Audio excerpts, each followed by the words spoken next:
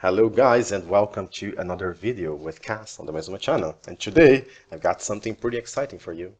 Let's get straight to the point, guys. In today's video I want to show you guys how to use wireless redstone in Minecraft. Yes, proper legit wireless redstone, no bugs, no abusing any glitches in the game, because I believe the behavior we're going to use is completely intentional. So let's see how this works. We have a 7-segment display back there and they have absolutely no connection. So yeah, this is the input in here where I can input a code, right? And the code is going to be the summation of those numbers. So for instance, if I flick this lever, I'm going to add 1. So I can just press this button and send information to the other side. And you guys can see what this is all about, and soon enough you will see that the display shows a 1. So for instance, if I flick this other lever, it's going to be 4 plus 1, so it's 5. So if I send the information now, the display should display a 5 for us. So yeah, it's a little bit slow because all the things that have to happen, but yeah, it works. This book, if you're curious, because there's going to be a map download, is just a cheat table where you can see all the codes and all the digits that you can get on the other side. And there are just, for instance, this is going to be a 9, for instance. Let's show this. All right, but if you input anything higher than 9, it's always going to be a 9 again. Of course, you can deal with all the other codes because we have a total of 16 different codes, but that the system can send, but the other end's just taking care of 10 of them from 0 to 9. It's not doing anything with anything above that. Let's try a number 3 to finalize, and I can show you guys the secret already. You can see that I am using rockets to send information to the other side. You can see the number 3 being displayed in there, and this is all, guys. This is the transmitter. It's just a bunch of dispensers with rockets inside, and here is the selector, and here is the button that unlocks things. If I send the same kind of information, by the way, it will always go to 0 and then go back to the number that you want, because yeah, I wanted to get this video out real quick, so I didn't implement a lot of things in there. So let's check what's on the other side. So this is the receiver. You can see the receiver, right? So maybe it's a mystery, but here you can see that we have a bunch of strings. By the way, this is going to detect me and going to mess up a little bit the display, probably, I don't know. Yeah, the strings activate the observers, and then the observers recreate the binary code using those composters in here. As I showed you guys, those numbers in here, right? So we have 8, 4, 2, and 1. Those are exactly the values we're going to find inside the composter. So 8, 4, 2, and 1, and then we recreate the binary number. And yeah, this purple circuit in here converts the binary number that comes in parallel into a single signal strength value, and the signal strength value is then stored inside this little green memory in here, and yeah, after that the signal is sent to the display, and then yeah, the display I showed you guys in a previous video. Yeah, so that's all that's happening here, and I did that just to show you that you can send complex information, not just simple pulses.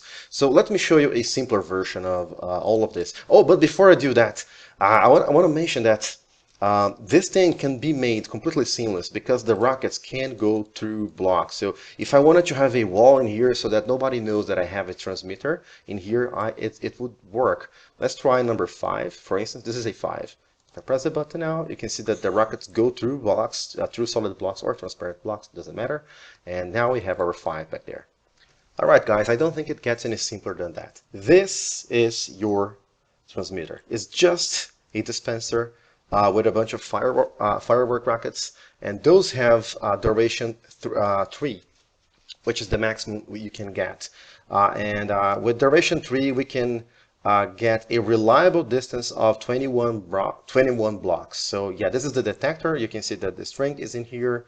The observer is in there, and then I'm just powering the lamp so I can have some visual feedback on the other end. So yeah, 21 blocks is what you can send information reliably, and you can point this dispenser into any direction. So you can have one facing upwards if you have something to activate. For instance, if you want a fancy way of activating a mob farm that's up there, you can just send it through a rocket or maybe a UFO, I don't know. And yeah, let's test this just to show you guys.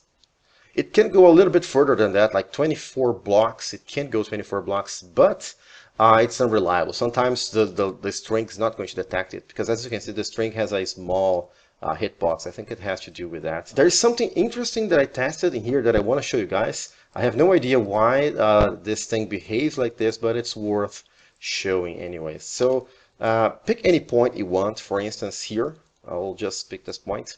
And then I'll place one trapdoor here, another trapdoor in there, just so the trapdoors are not going to interfere with the rocket's path, right?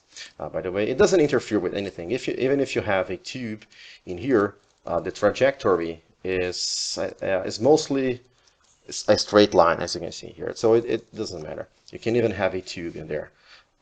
Which kind of breaks the point of having wireless, making it wireless. But yeah, if you have a villager in here, for instance, look at what happens. Let me copy this button and have it on the side. See, let me do this again so you guys can see. It doesn't go, guys. Maybe it's easier to see if I copy this guy in there. And when I press the button, you can see that the two rockets, the one that goes to the entity dies first. And I don't think it has anything to do with the trapdoors. The trapdoors are here just so this guy won't move. But let's try this without the trapdoors. See? It doesn't. The rockets die if they see an entity. I thought that maybe the rockets were trying to protect known hostile mobs, so I tried it with zombie pigmen, and yeah, the same.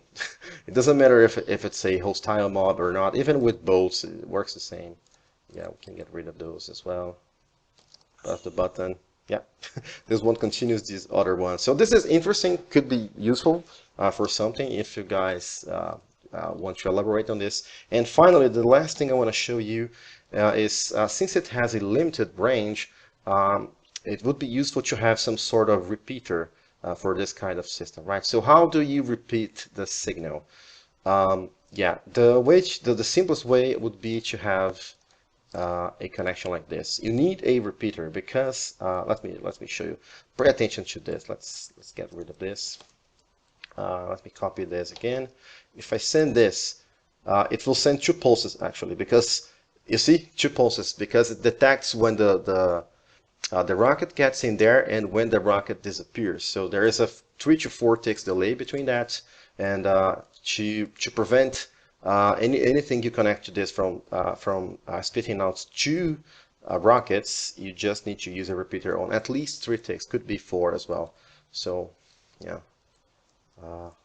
press the button, then we're gonna get a rocket back. So yeah, one rocket goes, another rocket comes. If there's no delay, like 1 tick, and then we're going to get 2 rockets instead. Maybe it's going to be useful to you, I don't know. But yeah, and this is the distance they're going to go.